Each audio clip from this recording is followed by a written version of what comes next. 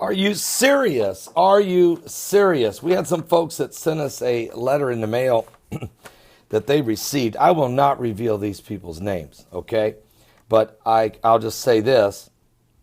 I have a copy of the letter from the city of Youngstown, Ohio.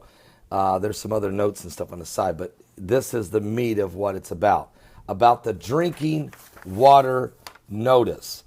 Youngstown City sends out a notice to all the residents about levels of TTHM above drinking water standards. Now get this report. Our water system recently violated the maximum contaminated level for TTHM. The average level of TTHM over the last 4 quarters was 0.089 milligrams per liter. The standard for TTHM is 0.080. So it's just a little bit over the maximum level that is allowed by law. And now this is 1 year that this drinking water has been too high, okay, too high with this chemical. Then the letter says, what should I do? Well, you do not need to use an alternative bottled water supply. However, if you have specific health concerns, consult your doctor. Well, I think everyone that got this letter from Youngstown, Ohio, and maybe people should get on the phone and call John Kasich, who's running for president of the United States, because he is still the governor of the great state of Ohio. Maybe call John Kasich, see if he knows what's going on with the contaminated water in Youngstown. And then the letter goes on to say, well, what does this mean? Well, the levels detected do not pose an immediate risk to your health. Really? However, some people who drink water containing trihalomethanes in excess of the MCL standard over many years may experience problems with their liver, kidneys, or central nervous systems and may have an increased risk of getting cancer. Now, this has been a whole year that we know of that this water has been over the levels of the TTHM. Question is, do we know if it's been over this level for many years, because the test results are only based on 1 year? We're not getting a clear picture here on the data. Now, let me go on. So what's being done? Oh, I love this paragraph. We are investigating. That's always nice. Taking the necessary steps to correct the problem as soon as possible. Okay, well, what are those steps? Well, the Youngstown City is a satellite system. It's called the PWS. The Youngstown City PWS is a satellite system that purchases bulk water from Meander Water, from a company called Meander Water. Therefore, the city of Youngstown relies on Meander Water to provide water that meets water quality regulations. We've been discussions have been started and will continue with Meander Water to determine the best course of action to ensure that the water quality standards will meet in the future. Additional sample results indicate that the current levels for the TTHM are within acceptable limits. Okay, so I'm not sure what that is. They didn't give us the actual percentage there. Was it under the 0.80 milligrams per liter? But this is the question that's being asked.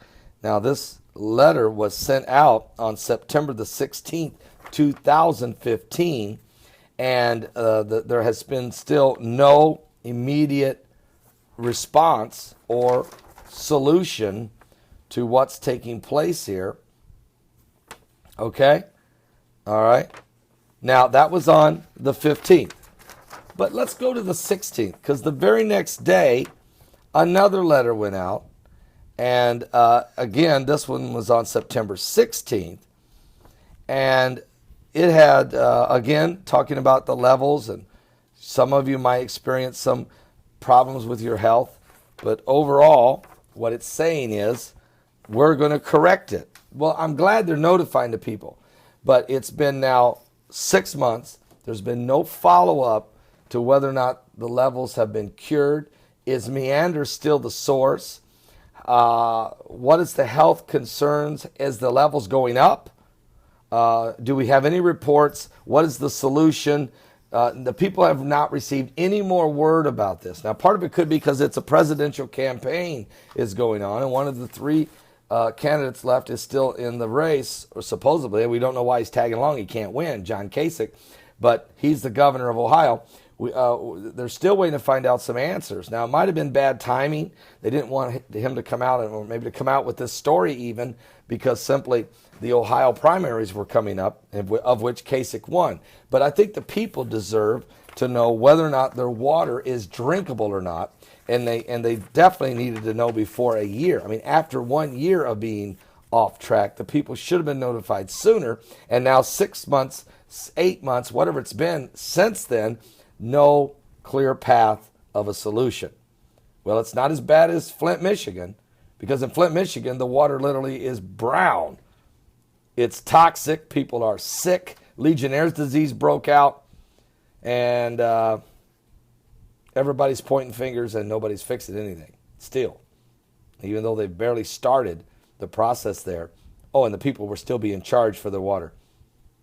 So that's a different story. We'll be back with more. This is what I'm saying is you have to keep an eye on what's going on. The water's becoming greatly polluted. Don't forget Fukushima. Matter of fact, I just have a report. I reported on this last night.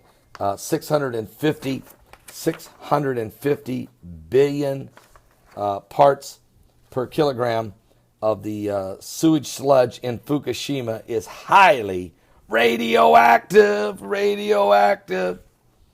And so as they try to figure out what they're going to do in Fukushima, Japan, the ground is saturated in radiation, the air, radiation, the water, radiation, the Pacific Ocean, radiation, and there's no end in sight to what they're going to do. But they're going to have the Olympics there anyway. Don't worry about it. In the year 2020, they will be playing the Olympic Games in Japan, and they're even going to play the baseball and softball games in Fukushima Stadium. It's all right. They won't need lights there because the glow that comes off the area should light up the stadium. Are you serious? Pray for the people of Youngstown, Ohio. Pray for people of Flint, Michigan. Pray for the people of Japan. And where else is the water polluted? You can leave your comments below.